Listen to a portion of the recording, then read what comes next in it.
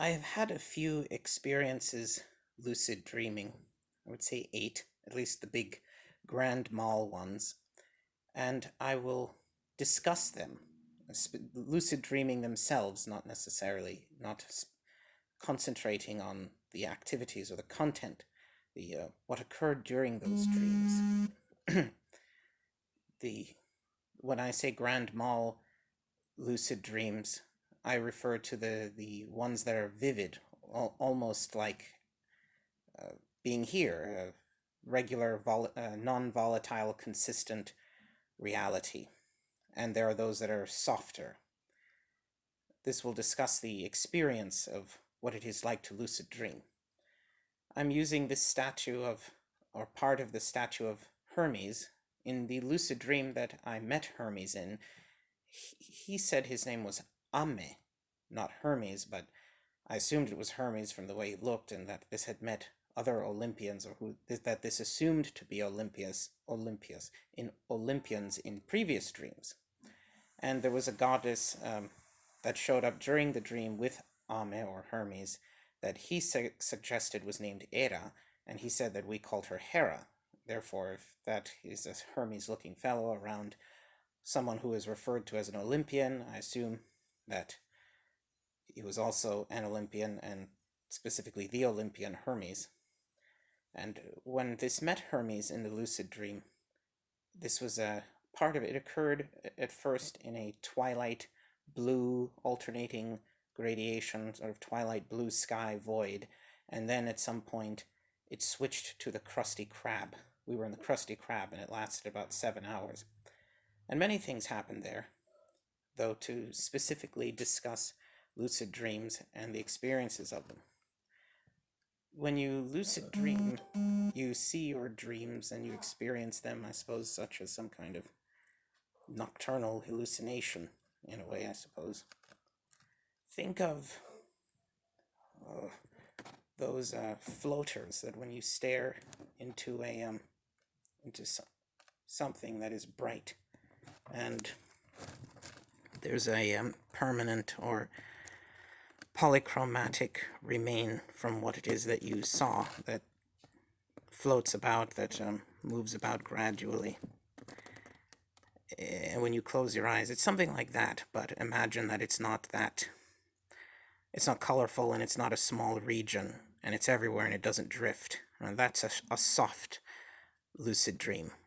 And the bigger ones are almost real, but there's always something about these dreams that you know it's not quite reality. And the way I describe it is that before lucid dreaming, I thought, when this had a dream, I noticed that dreams were always not softer, but darker than the consistent world, the bright world we live in, and then things suddenly get brighter when you wake up. When lucid dreaming, this realized that, and I assume that the reason why was because dreams occur in this part of you, this dark theater that doesn't have the energy that's given to the real world. After lucid dreaming, I've come to assume that, or to suspect that dreams are not dark. That color comes from the black of the back of your eyes that you see through the dream. That if you were to open your eyes in the middle of a dream, you'd see the room or the ceiling or wherever you are. When in lucid dreams, you can touch, taste, feel, hear, though everything is softer in a way. It's not as extreme. I've been shot. I've been grabbed. Ares grabbed me by the shoulder. I was shot by a dark figure. I don't know who that was. Jesus called. I told Jesus about it, though I didn't mention it was a lucid dream, and he named him Johannes Wittent, so I call him that now.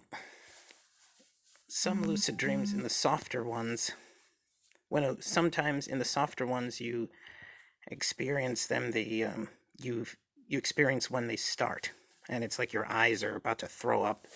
Sometimes they roll into the back of your head, and it starts, and you think, oh, is it going to happen? Is it going to happen? And then it'll go, whoa! And then it goes all the way. And in one of the softer ones, this could feel itself on the couch you're touching or wherever it is that you rest. And there's this very strange feeling that goes through your whole body where, like, you could move a little bit, but that's a big motion in the dream. And I thought that if I moved enough, I could probably get out of it, but I didn't want to do that.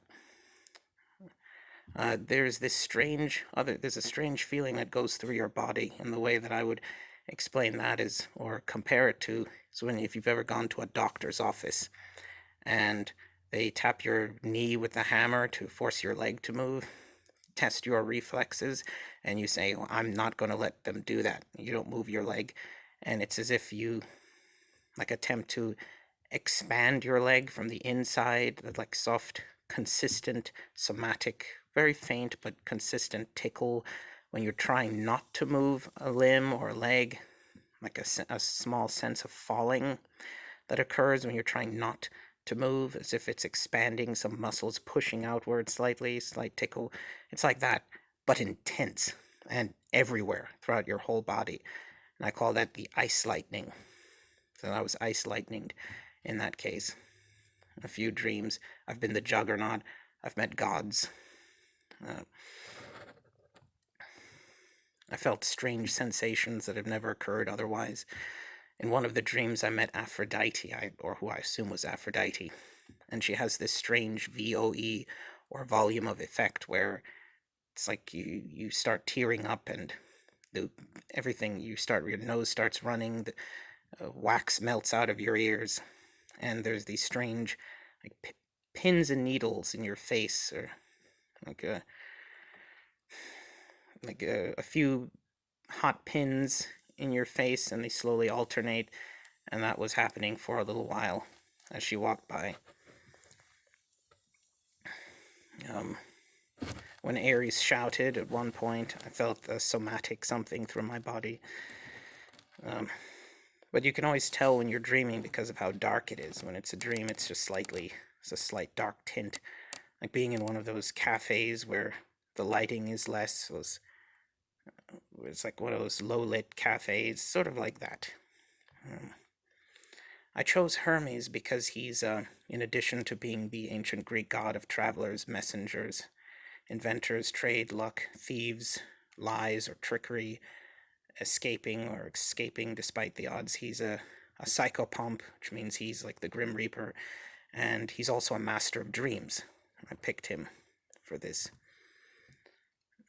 When a lucid dream ends, meaning that you can be awake in your dream, the way I would compare that is when, I don't know if you've ever had pink eye, but when the pink eye, it's this fogginess that comes over your vision, sweeps over, that blurriness, sort of like that, but, and you see how it sort of occurs in sections, where like in toward the center or across the side, where it just suddenly like explodes or sprutches across various areas in irregular areas.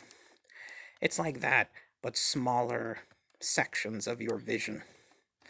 And instead of going inward, it's coming outward, like that. And instead of getting fuzzy, it's the realistic vividness of the dream turning to softness, regular dream, and then fading completely.